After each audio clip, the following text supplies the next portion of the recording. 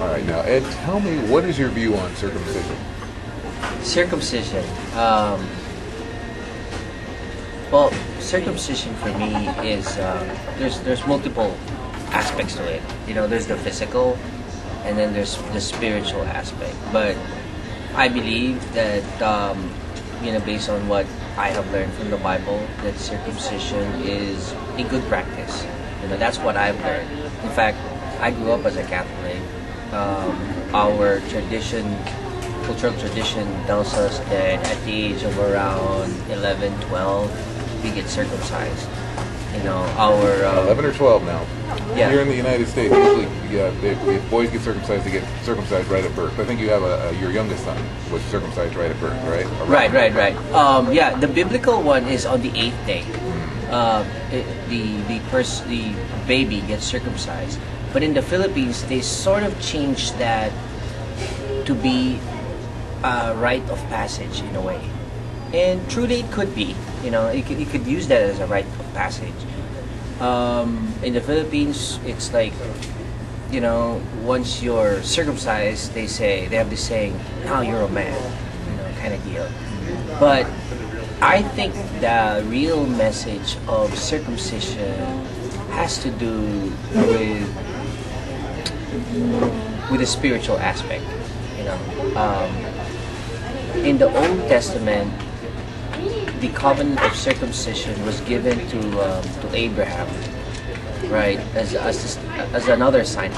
It was a sign given. It was a covenant between God and the people of Abraham and all its descendants. Like obviously the Israelites, they get circumcised. There seems to be a spiritual aspect to it, right? And I guess what I'm trying to refer to is that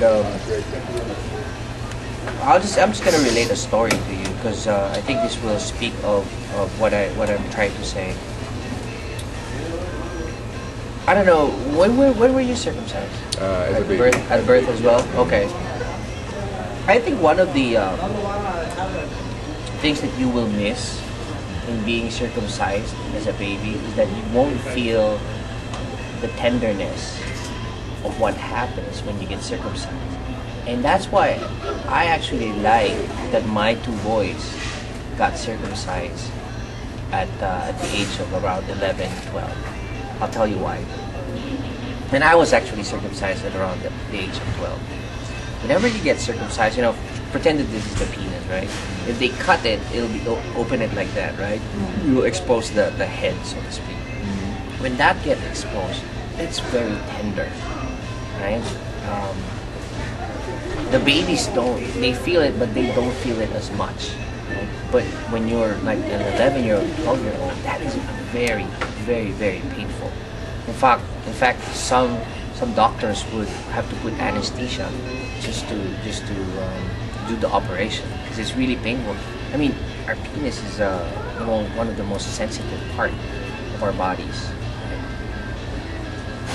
There is a verse in the New Testament that it talks about there's a circumcision, not just of the physical sense, but there's also a circumcision of the heart. This doesn't apply just to men, but also to women, men and women. I think, and this is based on what I've read and what I've reflected on, I think that circumcision is actually a form of being born again and growing into the love of God. This is what I mean. Like I said, when you get circumcised, the excess skin gets cut off, right? And it's sort of like dying in a way. Think about it, right? And then you get exposed, right? Get exposed. When you become a Christian, I notice that you become more tender-hearted. You know, tender-hearted means to me is that you get you're sensitive, you know, because that's what happens when you get circumcised. It's exposed, and when the clothes or maybe your underwear or whatever undergarment you're wearing, when it touches that part, it's really very painful, you know. So in a way, I think our hearts, when we are truly open to the Lord, it's really tender-hearted. I will tell you a story about what I realized in most of Christian circle. Even though we become Christians, I think Christians still presents a false self kind of deal.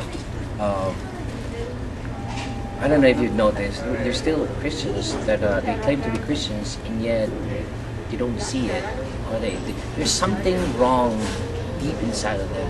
And I think the reason why that is they're trying to cover that pain. I think because we're all messed up. I know that, you know.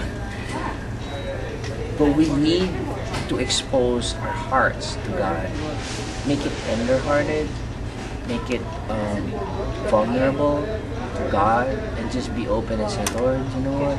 I'm really at pain. You know, I miss my wife. You know, I miss my son. You know, I can't bear the fact that we're not going to be together. That kind of deal. That is, I think, if you look at the book of the Bible, there's a lot of stories in the Bible that talk about heart issues. Think about it, like most of half of Psalms, right, talks about their complaints to God. They're saying, you know what, I'm tired, Lord, why have you done this, you know? But the good thing is that at the end, they always say, you know, but I still believe in you. See, that part, I think, is part of the circumcision of the heart, is all about exposing yourself to God. The false self is can be represented as the foreskin. Like you take it off. Take off that false self, man.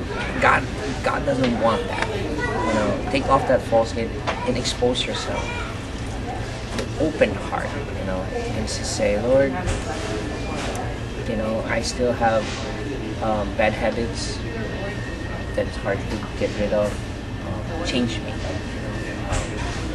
I'm still suffering from debt, you know, so to speak, and I was wrong. Help me. And I think one of the things that we Christians can take advantage of physical circumcision is that we can talk about these things.